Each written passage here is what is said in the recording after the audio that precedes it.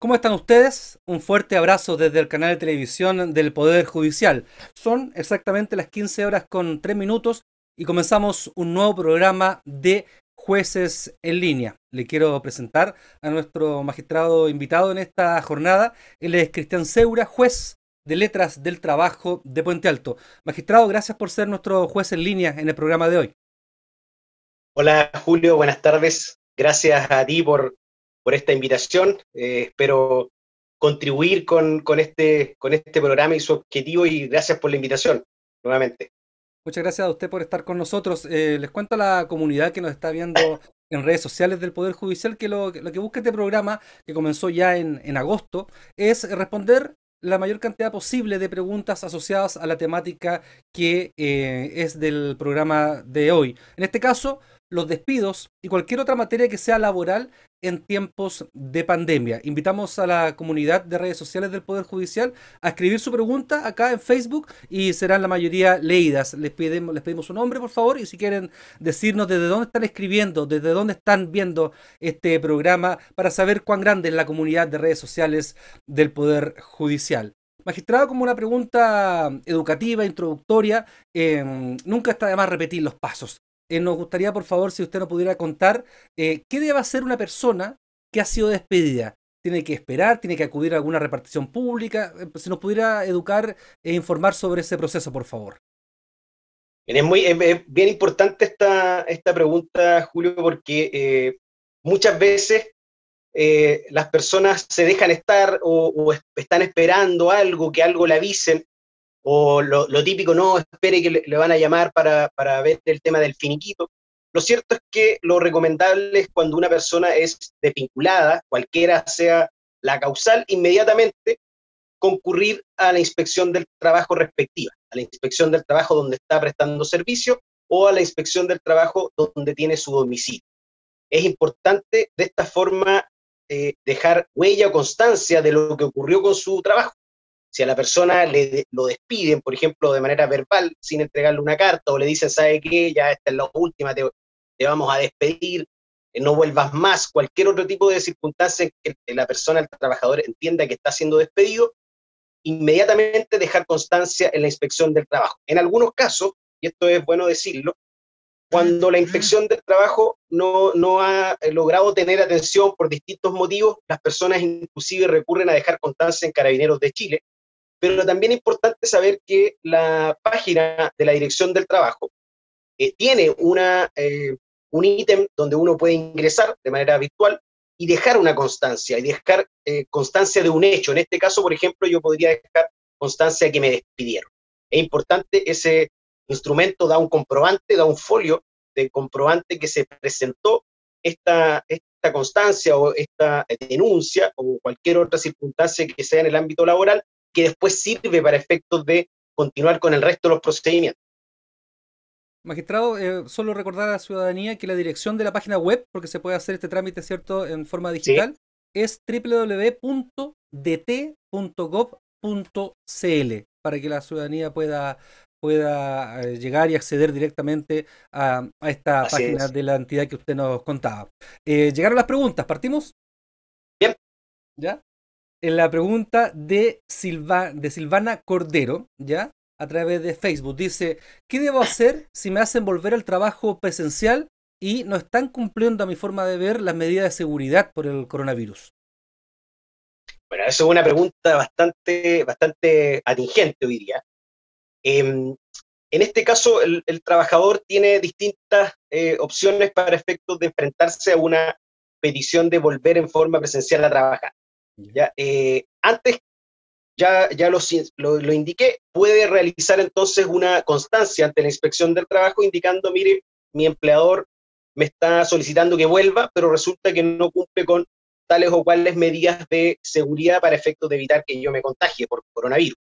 Esa es una constancia que puede dejar, si bien no va a evitar que eso se produzca, al menos va a haber una actuación previa del trabajador, dejando constancia que a pesar de que no están las condiciones, lo hacen volver. Y como segunda opción, el mismo trabajador puede sujetarse a lo dispuesto en un artículo específico del Código Laboral, el artículo 183 bis, que le permite negarse a prestar los servicios por cuanto no existen las condiciones de seguridad, en este caso de higiene principalmente, para efectos de proteger su salud, su integridad física y su integridad psíquica en el trabajo. ¿Ya? Entonces, frente a eso, el mismo trabajador puede sujetarse a esta normativa, lo presenta al empleador, hace una solicitud, y esto también puede ser puesto en conocimiento de la Inspección del Trabajo para que la Inspección del Trabajo fiscalice lo que está realizando el empleador y si éste está cumpliendo o no con lo que le pide, le exige la ley. ¿Se nos puede explicar qué exige la ley frente a mecanismos de prevención de coronavirus en nuestro país? ¿Las cosas obvias? ¿Separadores, uso de mascarillas, alcohol gel, etcétera? ¿O hay alguna precisión frente en los sectores laborales? Mire, la ley no habla específicamente de, mire, sabe que usted tiene que tener separadores, usted tiene que tener alcohol gel. La ley no habla en forma específica. Lo que dice la norma, en general, es que el empleador debe adoptar todas las medidas que protejan eficazmente la salud, la vida, la integridad física y psíquica del trabajador. Por lo tanto, dentro de ese ámbito, uno puede entender incorporado todos aquellos elementos que protejan eficazmente, en este caso, la salud de la trabajadora. Si es coronavirus, obviamente uno tiene que empezar a revisar si, por ejemplo, existen protocolos estandarizados de la Asociación Chilena de Seguridad. Eso es un elemento que te puede permitir revisar. ¿Qué es lo que ha exigido, por ejemplo, la Asociación Chilena de Seguridad? Señalet, dispensadores de alcohol gel, separadores, estos limpiadores de pies, de calzado. Claro. Pero, por ejemplo, no podría discurrir en una discusión si es necesario tener sanitizadores aéreos, como tienen algunas municipalidades. Y uno podría decir, bueno, en este caso, si uno revisa, lo cierto es que eso escapa a lo que podría proteger eficazmente la salud de los trabajadores. Entonces, más que establecimientos específicos de qué es lo que es, establece que sea eficaz. ¿Ya? Por lo tanto, todo lo que es extraordinario, el empleador puede implementarlo, pero no está obligado. Lo que está debajo de esa, o lo que protege en forma eficaz, sí estaría en condiciones obligado a hacerlo. ¿Ya? Por ejemplo, había una discusión con el tema de los guantes de vinilo o los guantes que se utilizan para efectos de manipulación de algunos elementos, claro, alimentos principalmente, porque hay una parte de la ciencia que dice que serían vectores que transmitirían algún tipo de virus, y otros señalan que sería una forma de proteger porque impediría el contacto entre la persona y el artículo o el producto, en este caso el alimento que está manipulando. Entonces ahí entramos ya a cuestiones más casuísticas, más caso a caso, en detalle. Pero por supuesto, si ella, la trabajadora, ve que en su trabajo la están llevando y no le entregan mascarilla, o no está contemplado la entrega de mascarilla, no está contemplado, por ejemplo, los horarios diferidos, tampoco ahí se contempla cuestiones básicas como, por ejemplo, la medición de temperatura a ciertos edificios que son compartidos. Obviamente el trabajador tiene elementos para sujetarse o someterse a esta excepción del cumplimiento de sus funciones. Magistrado, y la controversia entendí que tiene que hacerse siempre ante la Dirección del Trabajo. Lo que pasa es que el trabajador va a presentar una solicitud al empleador, o va a hacer una presentación, va a decir, ¿sabe qué? Yo me voy a negar a trabajar por cuanto usted no está cumpliendo, y como no está cumpliendo, necesariamente la Inspección del Trabajo va a tener que fiscalizar, porque alguien va a tener que decir, ¿sabe qué, señor trabajador? La verdad es que sí cumple, usted tiene que volver a trabajar. Se produce una especie de trámite administrativo entre el trabajador y el empleador. Pero entonces lo importante es que el empleador debe formalizar esta queja ante el empleador antes que nada, el trabajador frente al empleador. El trabajador, claro, tiene que formalizarla a través de una presentación, una solicitud, indicando que no se va a presentar porque no se cumplen con las medidas de seguridad mínima y le permite excepcionalmente no hacerlo. Ya es una cosa muy particular, excepcional para ese caso. Ya no hay muchos casos en la ley laboral que permitan que los trabajadores puedan excusarse de cumplir sus funciones. Este es uno. Por lo tanto, tiene que estar regularizado. Sí.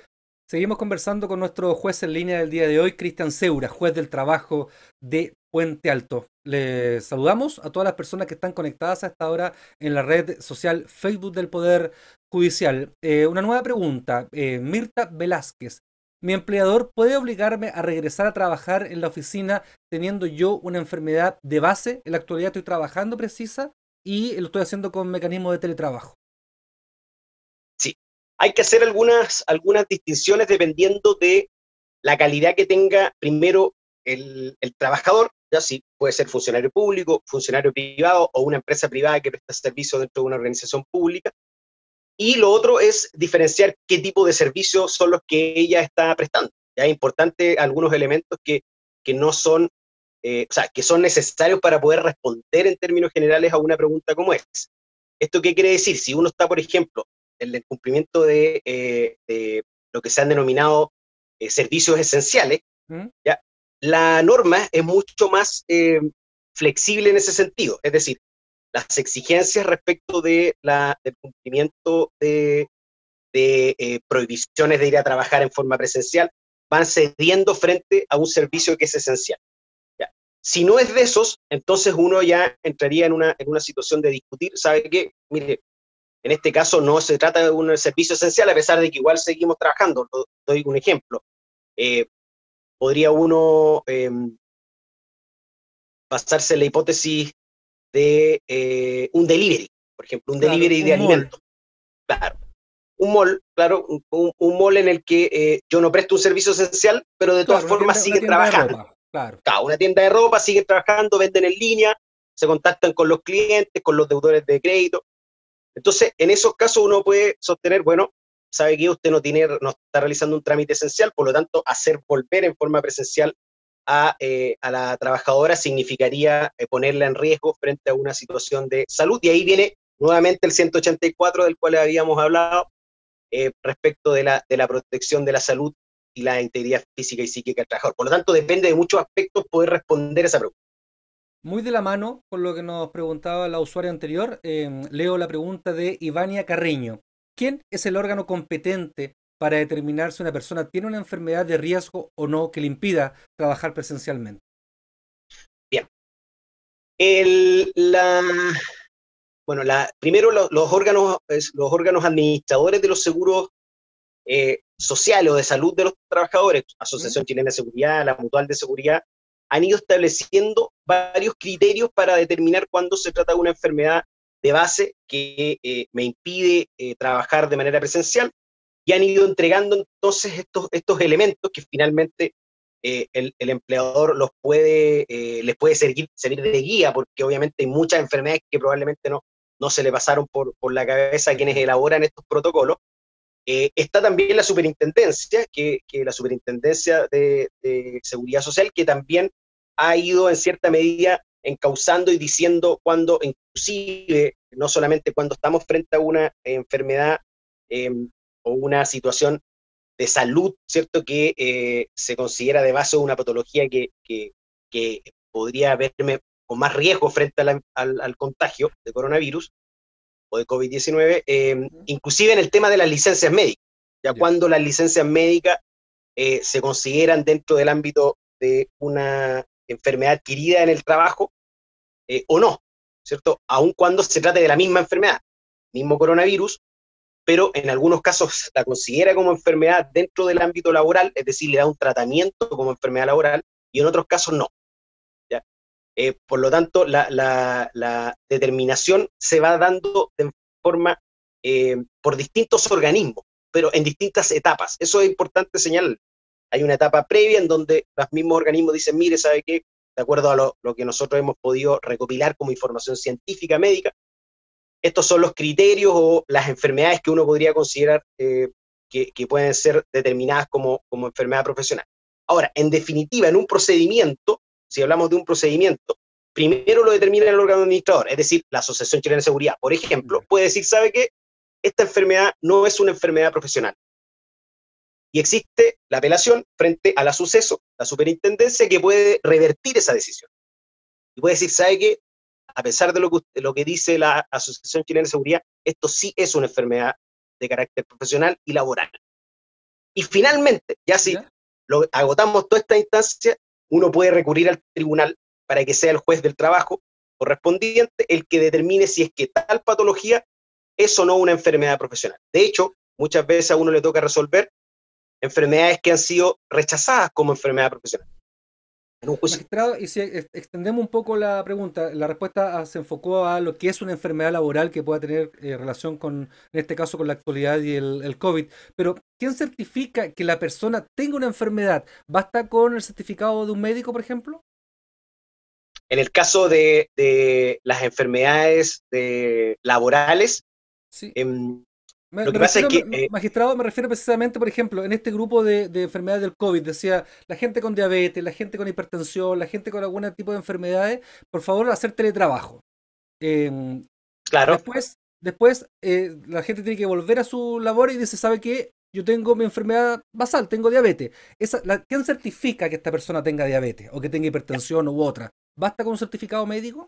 ¿O hay una controversia también el con eso? diagnóstico lo hace el médico que Ya, trató la enfermedad. Ya ese diagnóstico viene ya, o sea, aquí no estamos hablando de personas que llegó el coronavirus y de repente adquirieron una enfermedad de claro. base. Se trata de personas que venían con un tratamiento previo, con un diagnóstico, y ese diagnóstico se puede replicar las veces que estime pertinente el médico mientras se mantengan las condiciones, el médico tratante, sin perjuicio de ello, a pesar de que eso podría ocurrir o podría ponerse en cuestionamiento, por ejemplo, Por ejemplo. fácilmente uno podría, como empleador, derivar a la persona, ya sea a la Asociación Chilena de Seguridad u otra, para efecto de determinar verificar ese diagnóstico, que el empleado verifique el diagnóstico con cualquier otro profesional. Pero en términos generales, la ley no exige que deba existir algún órgano externo que verifique esta enfermedad basal. Estamos conversando con Cristian Seura, juez del trabajo de Puente Alto. Son las 15 horas con 20 minutos. Estamos conversando sobre coronavirus y el sistema laboral, los despidos y otro tipo de materias como por ejemplo también el teletrabajo, los ingresos, etcétera. Seguimos invitando a nuestra comunidad a escribirnos sus consultas en la página de Facebook del Poder Judicial. Buenas tardes, Ivania nos saluda y dice, un trabajador que se dedica a las ventas y a las cobranzas. Hoy las cobranzas se realizan directamente a través de transferencia electrónica, por lo cual el cobrador no realiza su función en terreno. ¿Se debe pagar o no la comisión correspondiente a este funcionario por esa labor?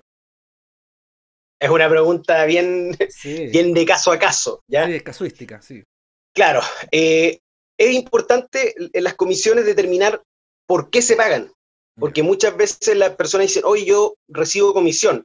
Eso está perfecto, pero ¿cuál es el concepto de la comisión? O sea, la comisión es el pago, pero ese pago representa algún tipo de diligencia, función, actuación, servicio que prestó el trabajador. Por ejemplo, si en el caso concreto la comisión que está establecida en favor del cobrador dice relación con que él se desempeñe en terreno, es decir, que él lo que haga es el cobrador antiguo, ¿cierto? Que llegaba en Mm, la moto, claro, casa a que casa. los perros lo perseguían cuando llegaba a la casa, Claro. y con una tarjetita iba anotando la gente que le pagaba. Ya. Si el concepto de esa comisión se paga por ese concepto, es decir, por realizar una labor en terreno para obtener el pago, entonces yo podría decir que esa comisión le falta un requisito para poder devengarse, El ¿ya? terreno. Que es el terreno, claro, que implique este desempeño. Ahora, muchas de las comisiones son comisiones que tienen muchos conceptos. Uno puede ver, la empresa elaboran comisiones, un sistema de comisiones muy complejo. No es así, vendiste dos, bien, ganaste uno. No es así de simple. Entonces, muchas veces en esos conceptos está, por ejemplo, el terreno, el lograr el pago, el lograr un porcentaje de pago, el realizar determinada gestión para que el pago en definitiva se concrete, en este caso como un cobrador. Y en esos casos uno puede decir, ¿sabe qué? En estos casos, eh, reemplazando la figura del terreno, de todas formas realizó las gestiones necesarias para obtener la cobranza que en definitiva se le encargó, por lo El tanto éxito de tiene la derecho, gestión. hizo la gestión. De otra manera, en forma análoga, pero la hizo, y por lo tanto tiene derecho al pago de este bono. Por eso es importante saber cómo se establecen o determinan el derecho al pago de bono. Eso. Fran nos pregunta, me da la sensación que tiene que ver con la primera pregunta que le hice al magistrado. Dice, en el caso de los funcionarios públicos, ¿cuál sería la instancia? Me imagino que debe ser la instancia del despido. Claro, la instancia del despido. Bueno, es una discusión que para los que ya estamos en el sistema ha sido de harto tiempo y bastante, ha sacado hartas chispas, digamos, en términos de judicatura a nivel nacional, ¿cierto? Corte Suprema y Tribunal Constitucional. Hoy, si uno concurre como funcionario público a la inspección del trabajo inmediatamente se declara incompetente para conocer de la materia. Ya, eso es una directriz que está dentro de la Dirección del Trabajo, en que ellos tienen, desde hace mucho tiempo, ciertas instituciones en las cuales no están bajo su supervisión. Por lo tanto, cuando el trabajador o el empleado público va a decir, mire, ¿usted para quién trabaja? No, yo trabajo para la Secretaría Regional Ministerial de tal cosa. Es decir, ¿sabe qué? Nosotros ahí no somos competentes porque está fuera de la esfera de competencias de la inspección del trabajo realizar tanto la recepción de la denuncia como también cualquier tipo de fiscalización. Por lo tanto, lo que queda, de acuerdo a esta estructura del sistema, sería recurrir a la Contraloría General de la República. Pero hay que decir que en la práctica, lo que hacen los abogados y generalmente lo que hacen los funcionarios públicos es recurrir inmediatamente al tribunal. O sea, no hay instancia administrativa. ¿Cómo lo hace un funcionario público para dejar constancia? ¿Al tribunal laboral o se recurre por protección a alguna corte apelación? Hay algunos funcionarios que han recurrido, pero depende de las características del despido. Muy excepcional, han recurrido por protección por cuando se trata de despidos ilegales, que son casos muy específicos y muy técnicos, y en el resto de los casos han recurrido derechamente a los tribunales laborales, despido discriminatorio, la típica, la contrata anual, que lo despiden antes del año. En todos esos casos, o se considera que hay tutela de derechos fundamentales, un sumario administrativo mal llevado, por ejemplo, que lo estima así el empleado público, lo ha llevado derechamente al tribunal laboral. Ya no se conoce, salvo indemnizaciones de perjuicios posteriores, que hayan recurrido a otro tipo de tribunales. Y en el caso de las cortes son casos muy concretos, muy específicos. Por ejemplo, ustedes recordarán un caso bastante cuidado que fue el de la subcontralora, por ejemplo, que recurrió por protección. ¿Ya? Porque ahí lo que señalamos derechamente fue que estaba fuera de las facultades, era ilegal la desvinculación de esa funcionaria. Bien, pero en ese caso uno podría decir que no hay una instancia administrativa en que el funcionario público pueda dejar constancia. ¿Cuál es la diferencia? Que los estamentos públicos tienen que dejar registro y realizar todas sus actuaciones por escrito y a través de decretos, dictámenes, memorándum. Por lo tanto, es evidente cuando va a quedar constancia que una persona es separada de su función. En cambio, en materia privada no. Así es. En materia privada eso no es no rige un principio de constancia de todos los actos administrativos, como ocurre en materia de funcionarios públicos. En funcionarios públicos. Muchas gracias, magistrado. Eduardo Urrutia dice, ¿qué tal? Muchas gracias. Mi consulta es la siguiente. A mi madre, desde abril, le suspendieron su contrato laboral con un anexo que supuestamente era por 6 meses. Esto fue a fines de marzo y hasta la fecha, ya ha pasado más de 6 meses, aún no lo actualizan. Ese proceso de suspensión, ¿cuánto dura? ¿Debe acudir a la Dirección de Trabajo? ¿Qué sucede con sus remuneraciones? Bueno, por la pregunta, al tenor de la pregunta entiendo que no ha vuelto, ¿ya? Porque sí se entiende, sí. Sí, no lo dice, pero se entiende que no ha vuelto. Lamentablemente, esa suspensión por 6 meses, el anexo tiene un plazo. Ese plazo ya se cumplió.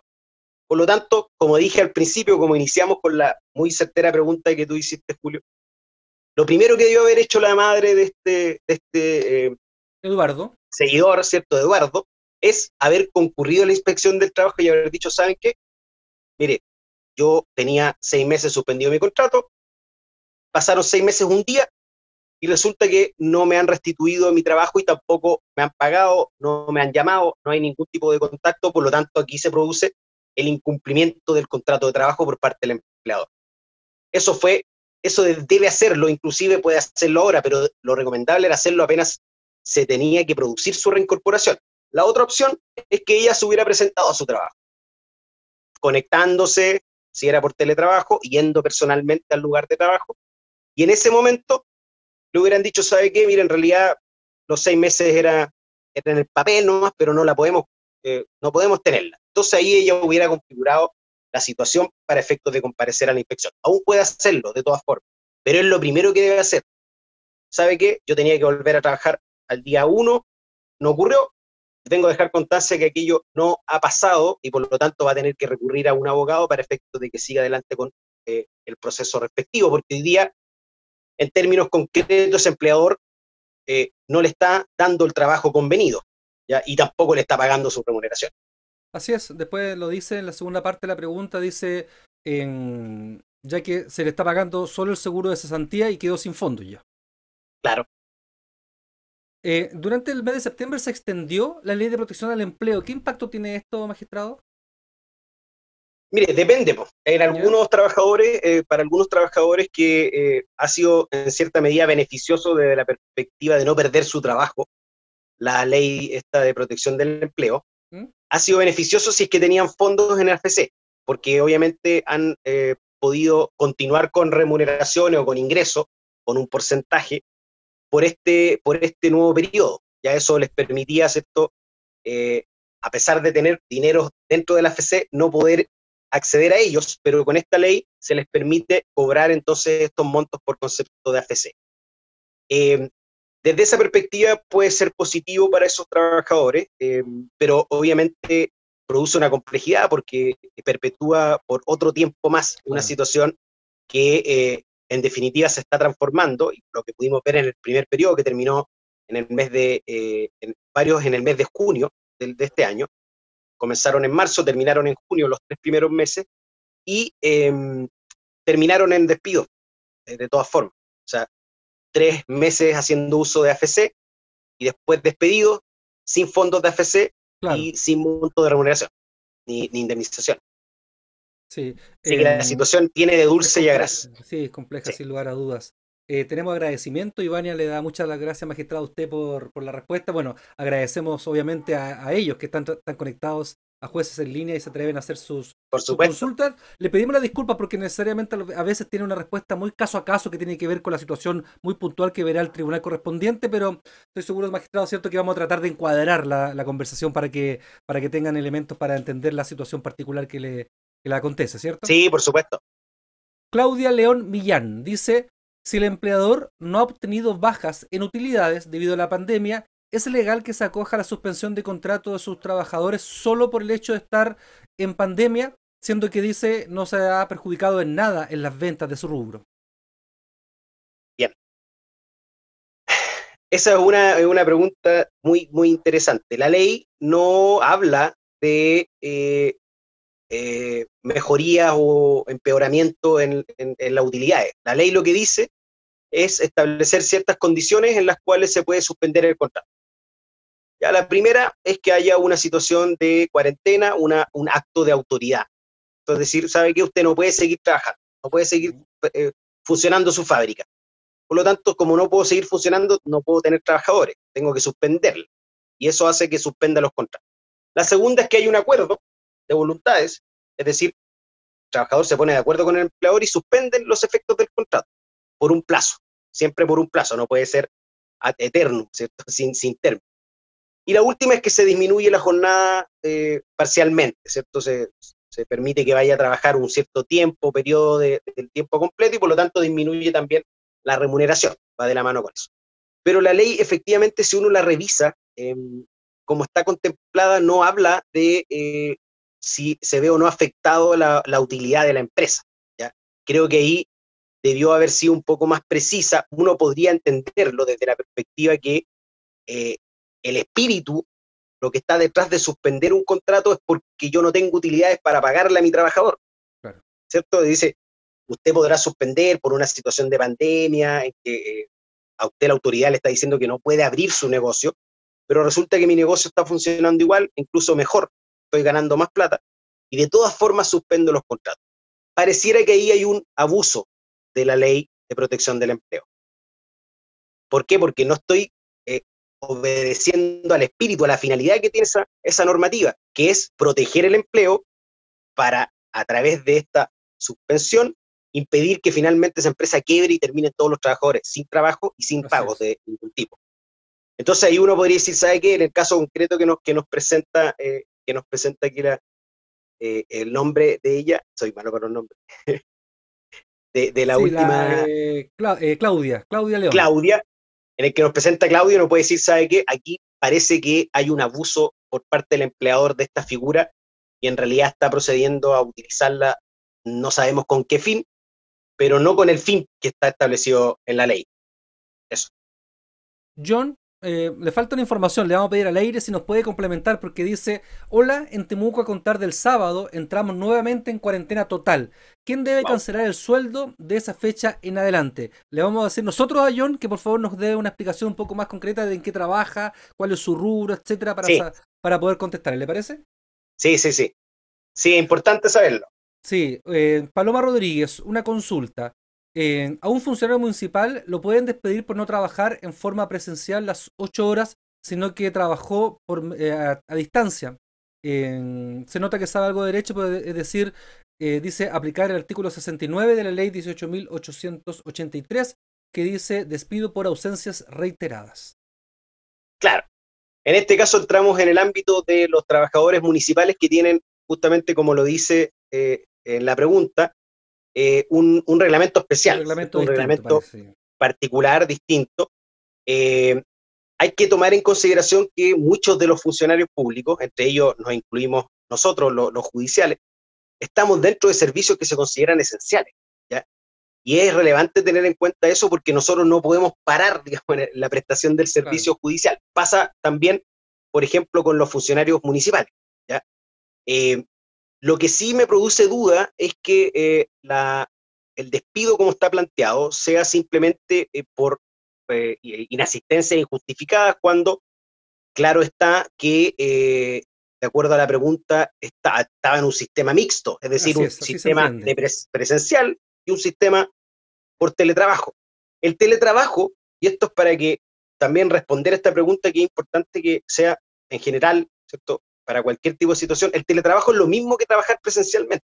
Ya. Tiene los mismos requisitos, las mismas condiciones, debe, debe necesariamente tener lo que se denomina una, un cese digital, ¿cierto? Una desconexión. Una desconexión digital, y eso está presente tanto en el trabajo presencial como en el trabajo o como en el teletrabajo. No son cuestiones que sean incompatibles o que se flexibilicen solamente porque yo estoy desde la casa trabajando y no estoy directamente en la oficina. Tengo que Claro. cumplir horario, tengo que cumplir funciones, tengo que recibir y cumplir con las órdenes e instrucciones que a mí me dan. Eh, lo importante es que esa forma de teletrabajo o de trabajo especial, excepcional, contemple las reglas en forma clara entre empleador y trabajador. Por lo tanto, si ese funcionario municipal ¿Mm? dentro de su horario estaba una parte presencial y otra parte por teletrabajo, ese despido, como está planteado en la pregunta, sería injustificado o indebido. Estamos conversando con el magistrado Cristian Segura del Juzgado de Letras del Trabajo de Puente Alto. Son las 15:36. Estamos con este juez en línea respondiendo a las consultas relacionadas a COVID y materias laborales. ¿Se acuerda que John nos hizo una pregunta de Temuco Sí, que hablaba sí, de la cuarentena y quién pagaba su sueldo? Nos respondió. Él dice que trabaja en el rubro del retail, que te vende ropa, es decir, trabaja en el comercio. sí. Y su pregunta era quién debe pagarle el sueldo de aquí en adelante, o en el periodo de cuarentena total. Bueno, el sueldo siempre lo paga el empleador. No, el sueldo, la remuneración no la paga otro ente que no sea el empleador. Lo que ocurre ahí puede haber una confusión cuando uno recurre al AFC para que ¿Ya? le paguen mientras está suspendido el contrato, es el mismo trabajador que con sus fondos que ha ido ahorrando en AFC, finalmente se provee de lo necesario o de un monto, un porcentaje de lo necesario a través de esta metodología. ¿Ya? Entonces, el único que paga sueldo es el empleador. El otro es un monto, es un seguro que tiene el trabajador derecho cuando deja de trabajar o deja de prestar servicio, cuando es desvinculado.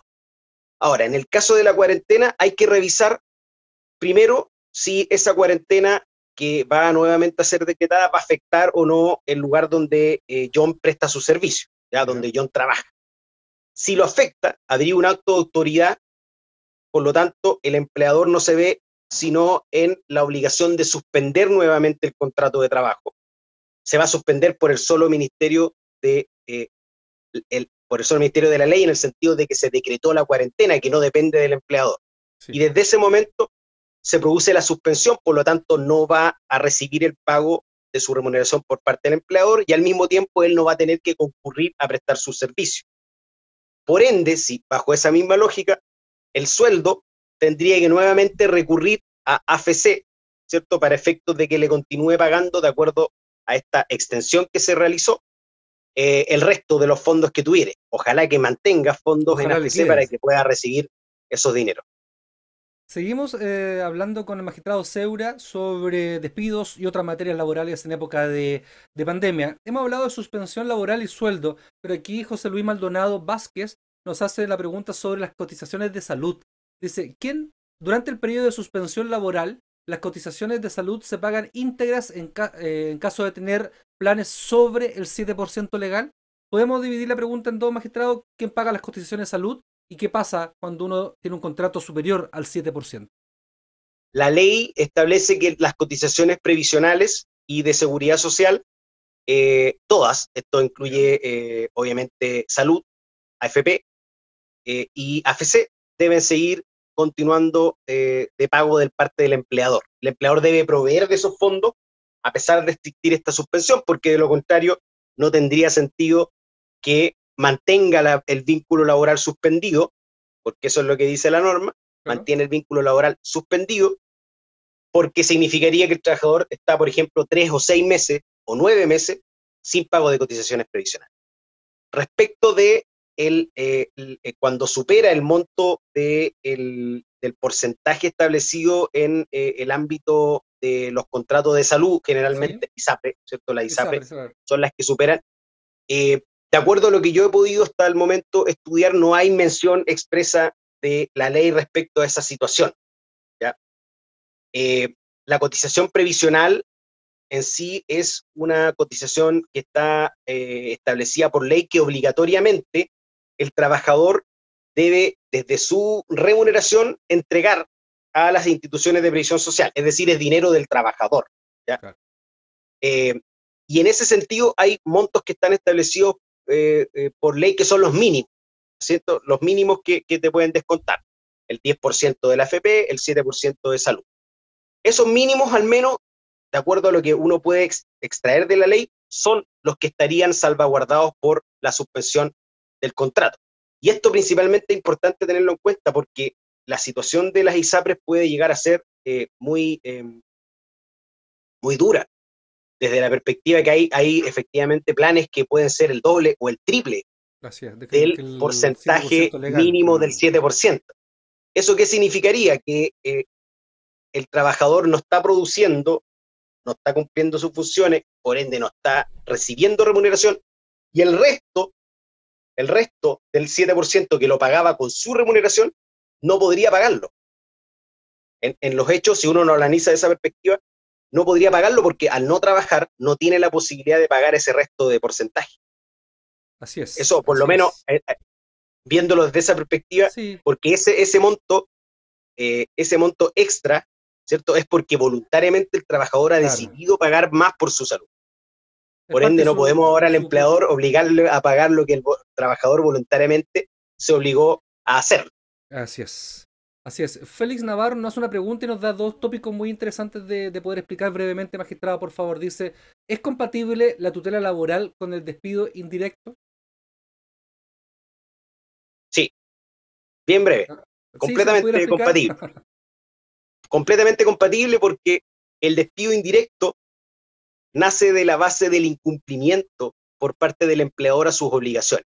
¿Y qué peor incumplimiento que vulnerar derechos fundamentales de un trabajador? O sea, si eso no es incumplimiento y no me permite autodespedirme o despedirme en forma indirecta, entonces en realidad el empleador podría hacer cualquier cosa y el trabajador aguantar cualquier cosa porque no puede autodespedirse y al mismo tiempo demandar por tutela. Por supuesto que sí, la respuesta sería sí, es más técnica, pero en principio no habría ningún inconveniente ni incompatibilidad entre ambas acciones.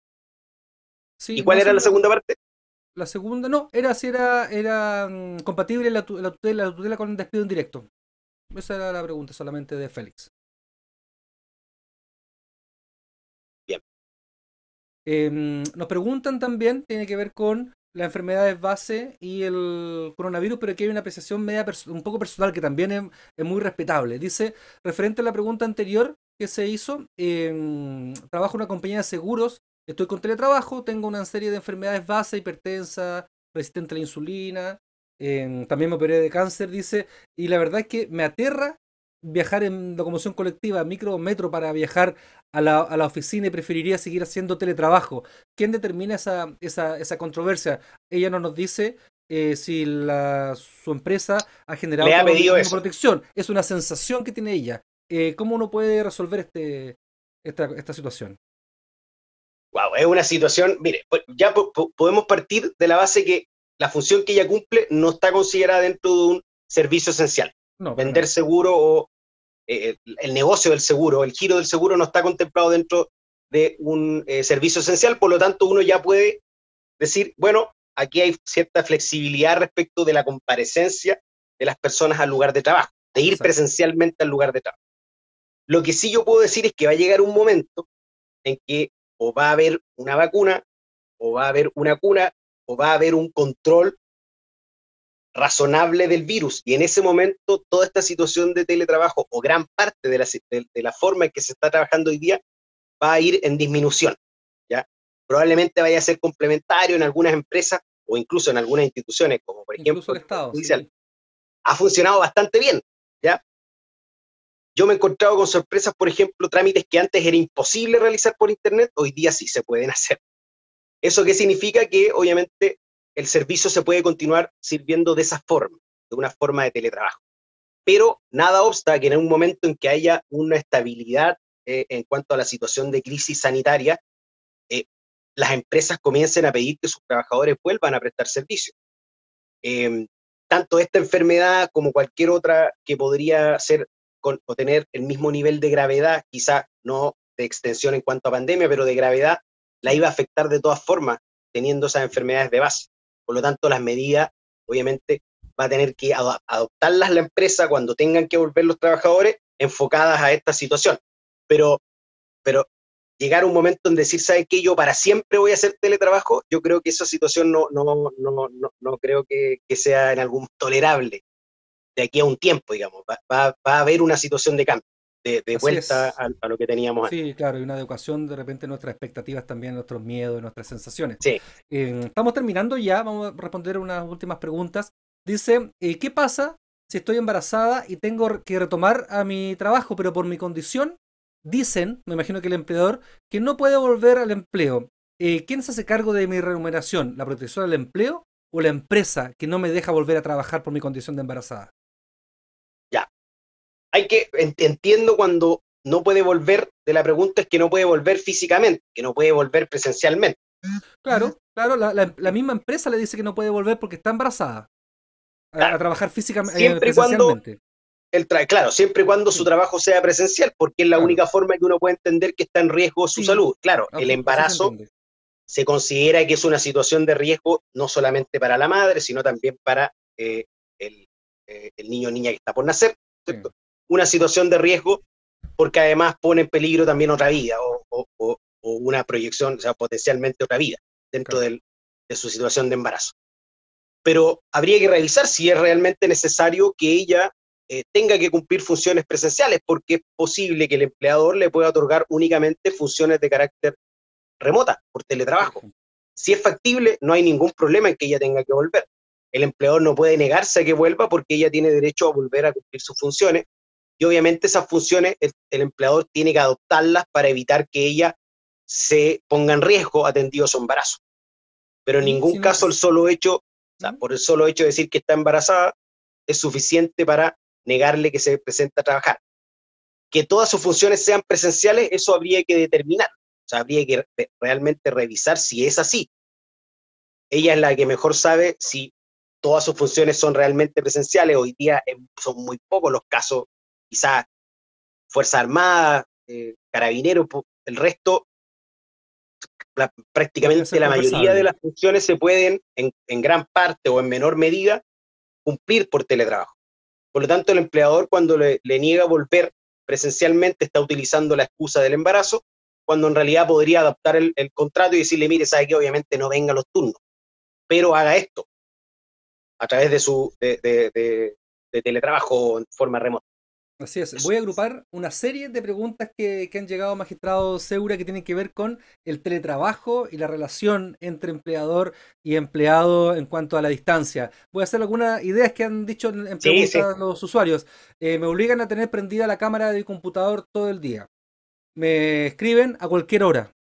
Me exigen responder con trabajo, con producción, en tiempos que nunca pudo haberse hecho tan brevemente si estuviéramos físicamente, por ejemplo.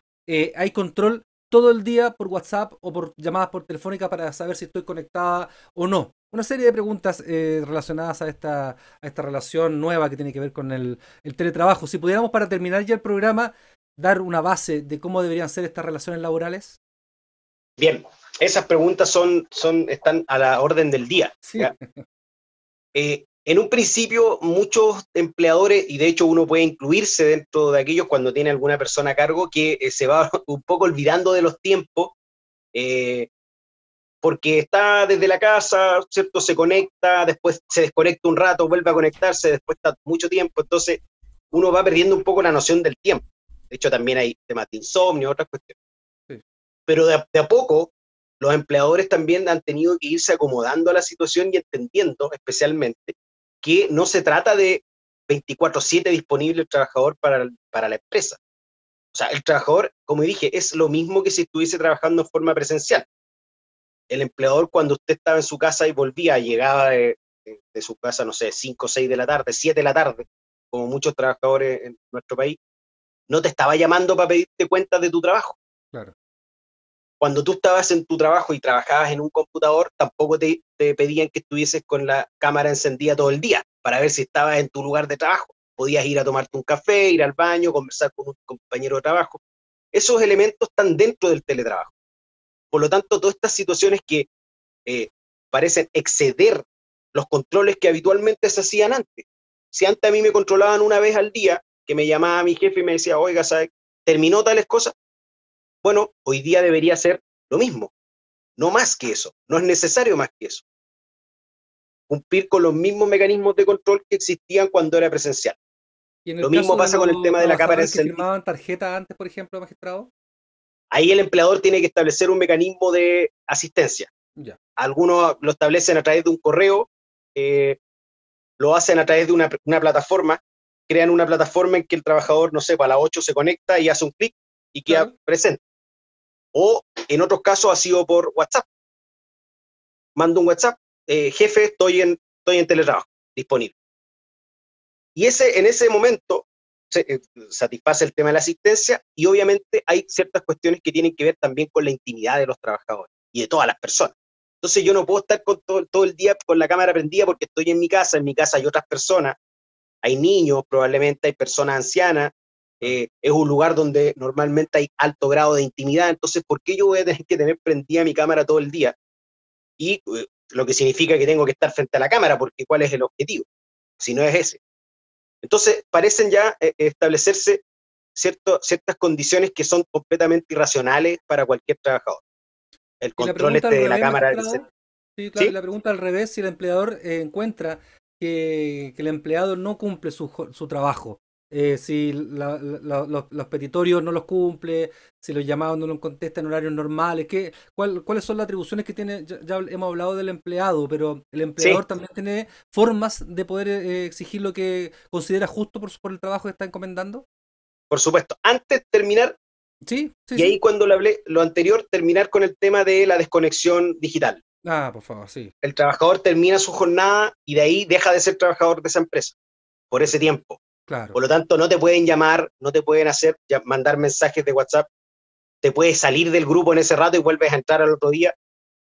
Tienes todo el derecho a estar completamente desconectado digitalmente de tu empresa Ya. o de la empresa en la que prestas servicio. En el otro ámbito, claramente el empleador, con los mecanismos de control razonables, Razonable, sí. puede ir verificando que hay ciertos empleados que no están cumpliendo. Si yo le pongo ciertas metas o informes, por ejemplo, o que deben dar cuenta o rendir cuenta de determinadas funciones que no lo hacen, o simplemente le envío las instrucciones dentro de los horarios, conforme al contrato de trabajo, de acuerdo a sus funciones, y no las hace, el empleador debe ir dejando constancia. En la inspección del trabajo también, en la misma página que se dio al inicio, ¿Sí? pero en la sección empleadores, del incumplimiento de las obligaciones por parte del trabajador. Por ejemplo, por tercera vez se solicita informe de tal aspecto al trabajador que no cumple con esto, ¿cierto? Infringe el contrato de trabajo. Es un ejemplo. Pero Sí, podría el empleador, sin inconveniente, si no tiene respuesta del trabajador o del empleado, ir dejando constancia y en algún momento inclusive configurar un despido por incumplimiento de las obligaciones del contrato. vamos a cerrar con una pregunta que tiene relación con suspensión, también tiene relación con embarazo, con los plazos legales de protección. Dice, el plazo del fuero maternal es de un año posterior al postnatal. ¿Se afecta por alguna ley a propósito de esta pandemia o continúa con las mismas reglas que conocíamos prepandemia? Ya, el fuero maternal no se ve afectado con la pandemia. Ya el Ya. fuero maternal o el código del trabajo en general, como conjunto de normas que regulan la relación laboral, entre ellas el fuero, no se ve modificado ya en ningún aspecto. O sea, el plazo sigue siendo el de un año, sigue estando protegida la trabajadora por fuero maternal en cuanto a requerir autorización previa del juez para poder proceder, del juez o jueza para proceder a su despido. Por lo tanto, no hay afectación de los derechos de la trabajadora con fuero maternal durante este periodo. Ya no hay ningún tipo de ni que se quede sin efecto, no hay nada. De hecho, todo lo contrario, porque son normas contenidas tanto en la Constitución Política como en tratados internacionales. Entonces, mal podría una ley de protección del empleo suspender o modificar esos derechos.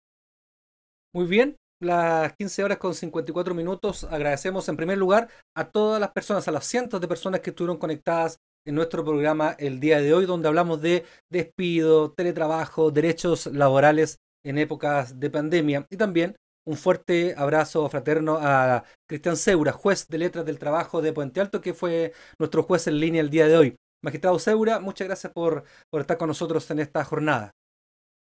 Julio, muchas gracias también por el trato, por este trato fraterno también de eh, compañeros de trabajo. Al final estamos dentro de una misma institución y dar las gracias a todas las personas que hicieron las preguntas y pudieron, espero, haber contribuido, ¿cierto? Haber sacado alguna duda de las que ya tenían con anterioridad. Sabemos que estamos en una situación bastante difícil, solamente indicar que por lo menos como jueces laborales, eh, dentro de nuestra función está siempre verificar que se cumplan con las normas laborales, que se respeten los derechos de los trabajadores como está establecido en el código y en las distintas normas y señalar que esta instancia además se valora muchísimo porque permite un mejoramiento y un crecimiento ciudadano que se hace a través de estos medios digitales que hoy día están tan en boga. Así que Por muchas gracias supuesto. por la invitación. No, cuando quiera también conversar con la ciudadanía a través de jueces en línea. Por mi parte, me despido. Un fuerte abrazo a todas las personas que están conectadas de Arica a Punta Arenas y nos reencontramos como siempre todos los jueves a las 15 horas con un nuevo capítulo de Jueces en línea. Que todos tengan una muy buena tarde. Hasta pronto.